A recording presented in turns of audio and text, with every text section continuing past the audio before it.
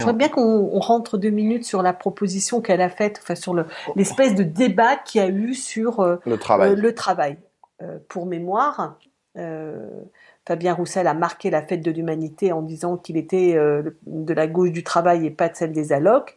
À cela, Sandrine Rousseau a répondu le droit à la paresse et le fait que la valeur travail serait une valeur de droite. Donc, comme ça, c'était bien. On avait de nouveau compère et commère, l'un face à l'autre, pam, pam, pam, comme ils le font depuis 9 mois. Et j'ai trouvé ça super regrettable pour l'un comme pour l'autre en fait.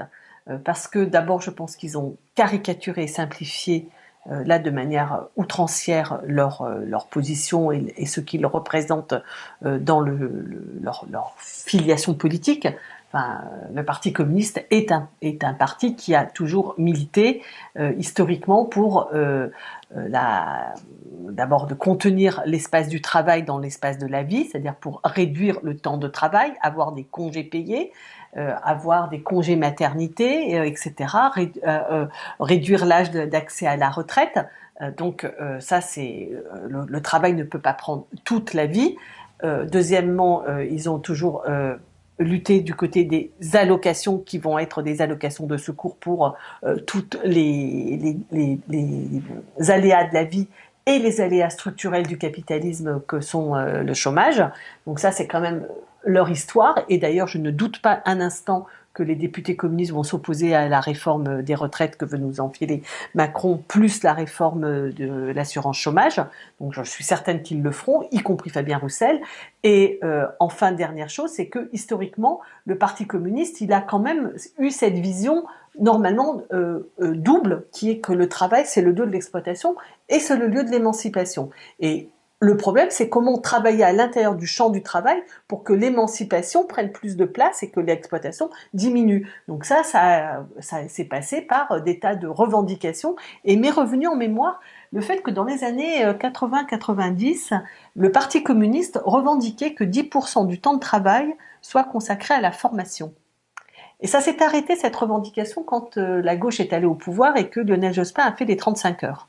C'est-à-dire que du coup, on n'a plus demandé que 10% du temps de travail, le Parti communiste n'a plus demandé que 10% du temps de travail soit réservé à la formation, puisqu'en fait, ce 10% du temps de travail, il avait été tout simplement supprimé du temps de travail. Donc, on était passé à la réduction du temps de travail.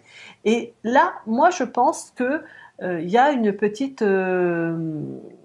appauvrissement, pas un petit, un appauvrissement de la réflexion, c'est-à-dire qu'on n'était plus que sur la réduction du temps de travail et pas sur la transformation du travail que portait notamment la revendication de la formation. Je voudrais juste signaler le livre que Thomas Coutreau vient de faire paraître, dans lequel il propose quelque chose qui est intéressant. Lui, il dit il faudrait qu'on ait du temps de travail qui serve à discuter collectivement de l'organisation du travail, de sa finalité, de son sens. Donc c'est une autre façon de prendre la question dans le champ du travail, comment élargir l'autonomie et gagner en émancipation. Bah, moi, juste pour prolonger ce que tu viens de dire, je suis totalement d'accord avec tout.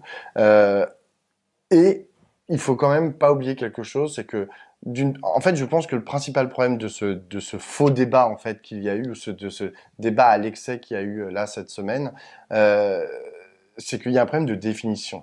En fait, c'est quoi le travail exactement? Et on ne sait même plus en fait de quoi on parle. Alors ils ont beaucoup parlé de valeur travail. Alors peut-être en faisant référence à Karl Marx, mais enfin pour Karl Marx c'était une valeur économique, alors que j'ai l'impression que la façon dont l'a utilisé par exemple Sandrine Rousseau, c'était plutôt pour parler de morale en fait, de valeur morale ou de valeur philosophique du travail.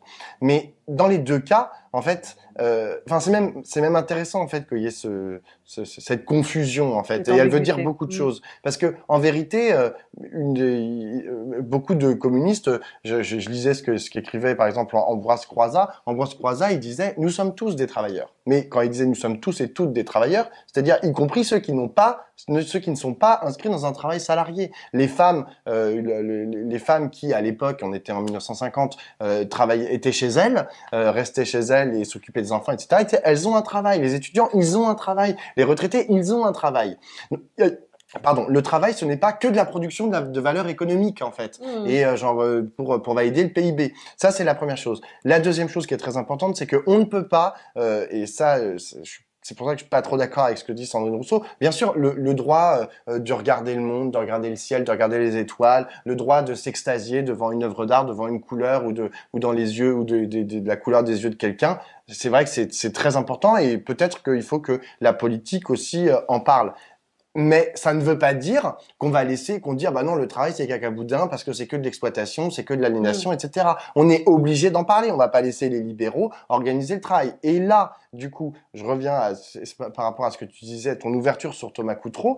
Bien sûr qu'il a raison. Genre, et ça, je pense que pour le coup, la gauche l'a un peu, voire beaucoup abandonné. C'est la réflexion de, en fait, c'est quoi on a l'impression que la gauche politique s'arrête en fait aux portes des entreprises. Elle fait un cadre, elle dit bon bah c'est super, on va vous faire, on va augmenter le SMIC, on va mettre des grandes règles pour la pénibilité, etc. Parfois c'est par branche, mais globalement ils veulent faire des grandes règles comme ça au Parlement. Mais en vérité, dans l'entreprise, pas forcément que dans l'usine, hein, mais dans les entreprises, la politique ne rentre pas, c'est-à-dire qu'elle ne s'intéresse plus en fait à ce qu'avant on appelait le geste en fait de l'ouvrier. C'est très important quel geste il fait, genre la liberté qu'il a dans son geste, genre qu'est-ce qu'il fait. Et aujourd'hui par exemple, j'interviewais Yves Clos hier, c'est dans la Midnell, et Yves Clos disait un truc qui est très intéressant. Il disait dans la société, dans nos lois, il n'existe nulle part en fait, la notion de subordination a été enlevée de tous les textes. Elle est nulle part, sauf à un endroit dans le contrat de travail. C'est le seul endroit où il y a un lien de subordination entre les hommes et les femmes, entre les enfants et les parents. Ça n'existe pas. Dans la politique, ça n'existe pas. Il n'y a pas de lien de subordination entre l'élu et le non-élu, et celui qui l'élit. Ça n'existe que dans le contrat de travail. Et donc Yves Clos disait, et ça, c'est un problème parce que du coup, il n'y a que dans le supérieur hiérarchique qui est capable de décider ce que celui qui est en dessous hiérarchiquement va faire.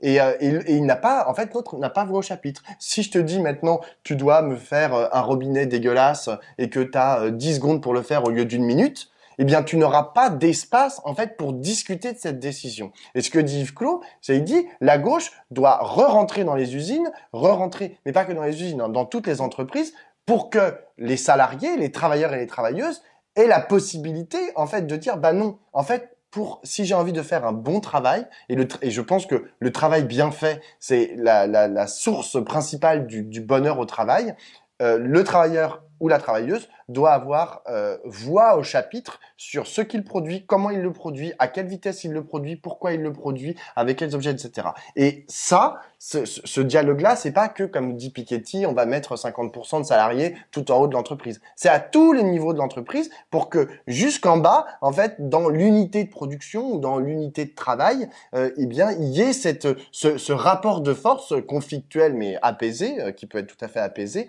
et qui permettent en fait à chacun de pouvoir se sentir bien dans son travail. Et se sentir bien dans son travail, c'est hyper important. On peut pas dire, ah bah non, mais tout le monde se sent mal pendant son travail pendant 35 heures ou 32 heures, hein, pour ceux qui veulent 32 heures. Et puis, le reste du temps, On serait heureux. on serait heureux. Bah non, on doit Mmh. aussi être heureux au travail. La gauche, elle a aussi vocation à dire qu'on doit être heureux au travail. Tout le monde sait que les gens qui souffrent au travail souffrent dans la vie en général. Moi,